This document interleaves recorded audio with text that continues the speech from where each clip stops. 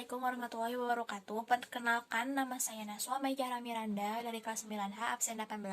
Di sini saya akan menjelaskan tentang tolak peluru. Yang pertama ada pengertian tolak peluru. Tolak peluru adalah salah satu nomor yang terdapat dalam nomor bidang atau cabang atletik yang berbentuk gerakan menolak atau mendorong suatu peluru yang terbuat dari logam yang dilakukan dari bahu dengan satu tangan untuk mencapai jarak sejauh-jauhnya. Tujuan tolak peluru adalah untuk mencapai tolakan yang sejauh-jauhnya sesuai dengan nama tolak. Tolak bukan dilempar tetapi ditolak atau didorong dengan menggunakan satu tangan yang diletakkan di pangkal bahu. Yang kedua ada teknik dasar. Teknik tolak peluru secara garis besar terbagi menjadi 4 bagian, yaitu yang pertama teknik memegang peluru, yang kedua meletakkan peluru, yang ketiga menolak peluru, yang keempat serta yang terakhir serta sikap terhadap tolak peluru. Berhati-hatilah saat mencobanya, apalagi peluru ini cukup berat. Melontarkan bola metal sejauh belasan hingga puluhan meter memang terlihat mustahil. Tolak peluru juga memiliki peraturan. Yang pertama, atlet atau peserta boleh memasuki lingkaran tolakan dari mana saja. Yang kedua, biasanya peserta atau atlet memasuki lingkaran dari sisi samping dan belakang. Yang ketiga, atlet atau peserta tidak boleh memakai atribut seperti sarung tangan, tetapi boleh memakai pelindung dari ruas jari selama waktu pertandingan dimulai. Tolak peluru juga mesti menggunakan peralatan. Nah, peralatan ini ada roll meter. Yang pertama roll meter, yang kedua bendera kecil, yang ketiga kapur atau tali rafia, yang keempat peluru. Nah, untuk peluru ini ada tipe-tipenya gitu, yang ada 4 tipe gitu. Yang pertama untuk senior putra, beratnya itu 7.257 kg. Yang untuk senior putri itu 4 kg, yang junior putra 5 kg, dan untuk junior putri 3 kg.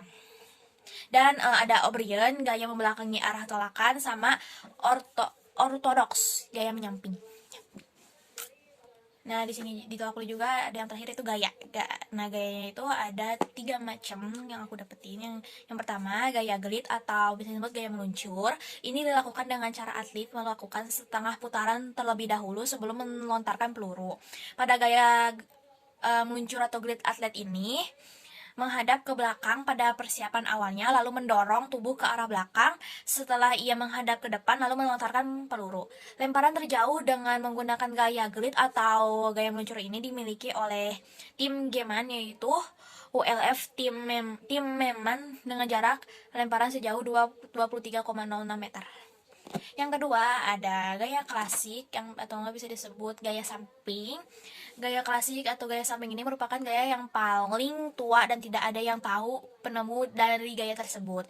Gaya tolak peluru tersebut menggunakan awalan menyamping, yaitu menghadap ke samping dalam posisi siap sebelum melakukan menolak peluru. Pada gaya tersebut peluru dipegang dengan kedua tangan, dan tangan kanan menyangga peluru di atas bahu dan tangan sebelah kiri memegang peluru bagian atas, dan pada akhirnya peluru tersebut dilempar dengan satu tangan saja, yaitu tangan kanan.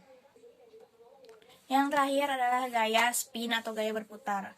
Gaya spin atau gaya berputar pertama dilakukan oleh Alexander Baryshnikov dari Rusia pada tahun 1972 dan membuat rekor baru putra dengan jarak 22 meter. Sebelum melakukan lemparan, atlet melakukan putaran 30 derajat sebelum lemparan dilakukan. Gaya tersebut mampu memberikan momentum yang terbaik untuk melempar peluru sejauh-jauhnya. Gaya berputar tersebut adalah gaya yang paling sulit karena atlet tidak hanya fokus pada tolakan saja, tetapi fokus pada gerakan yang berputar dengan baik. Kalau atlet melakukan sedikit saja kesalahan pada gerakan spin atau berputar ini, maka akan berakibat buruk pada lemparannya dan bisa berujung kegagalan juga. Sekian penjelasan tolak peluru dari saya. Semoga paham dan dapat dimengerti. Wassalamualaikum warahmatullahi wabarakatuh.